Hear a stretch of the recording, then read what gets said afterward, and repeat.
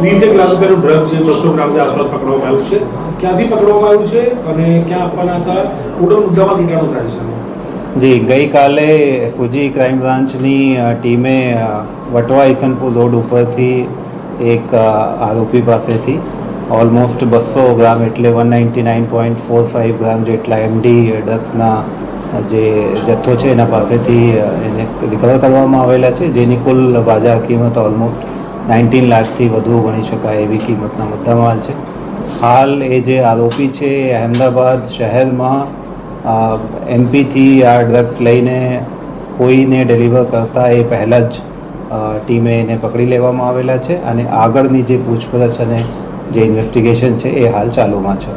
ક્યાંથી લાવ્યો હતો ડ્રગ્સ અને આ વ્યક્તિ છે ક્યાંનો અને આનો રોલ શું છે? એટલે બધાને કમિશન મળવાનું હતું કે મેન પેડલર છે, સેલર છે? એ શકીલ પઠાણ કરીને આરોપી છે.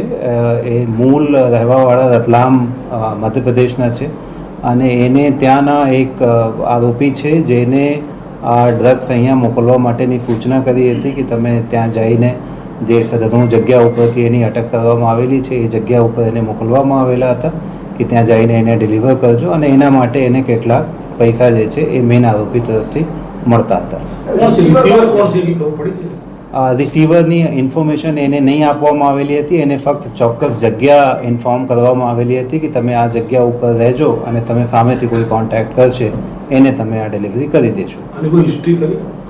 એની હિસ્ટ્રી હાલ આપને પ્રાથમિક રીતે ચેક કરાયા તો અહીંયાની તો કોઈ હિસ્ટ્રી નથી, બટ એના જે નેટિવ રાજ્ય છે ત્યાંના અથવા બીજા કોઈ રાજ્યમાં એના વિરુદ્ધમાં ગુનાહો નોંધાયેલા છે કે કેમ એ બાબતની તપાસ હાલ ટીમે કરી રહ્યા છે.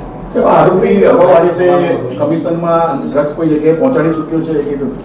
આપણે અત્યારે ઇન્વેસ્ટિગેટ કરીએ છીએ. હાલ એ ખૂબ જ મતલબ it's too early to confirm કે એ પહેલાં કોઈ એવા ખેપ મારી ચૂક્યા છે કે કેમ.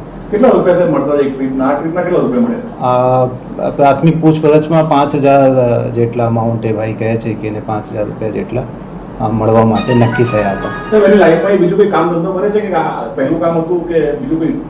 એ હાલ આપણે ડિટેલમાં જઈએ છીએ. જે પ્રમાણે મેં પહેલાં પણ વાત કરી કે પાસ્ટમાં એવી કોઈ એને કોઈ રાજ્યમાં આ પ્રકારના ડ્રગ્સ વેચાણ કરવા માટે લઈ ગયા છે કે કેમ, એના ઉપર ભૂતકાળમાં કોઈ ગુનાહો નોંધાયા છે કે કેમ, આ સમગ્ર બિલકુલ 360 ડિગ્રી આપણે ઇન્વેસ્ટિગેટ કરવાના છીએ.